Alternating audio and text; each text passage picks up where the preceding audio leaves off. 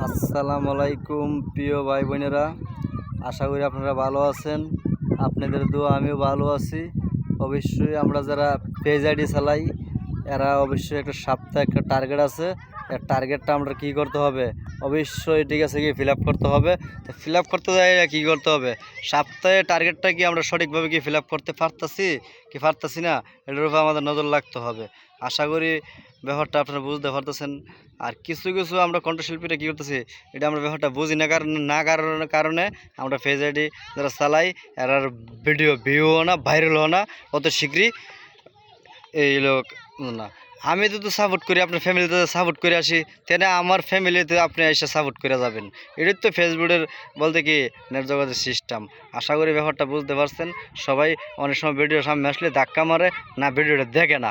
Video দেখতে হবে, দেখলে ভিডিওটা দেখার পরে ভিডিওটার কি বক্তব্য পরিমাণে আপনার ভয়েসের উত্তরটা দিতে হবে। দিলে ঠিক আছে আপনার ভিডিওটা ভিউ হবে, ভাইরাল হবে। আসসালামু আলাইকুম, বুঝতে পারছেন ব্যাপারটা।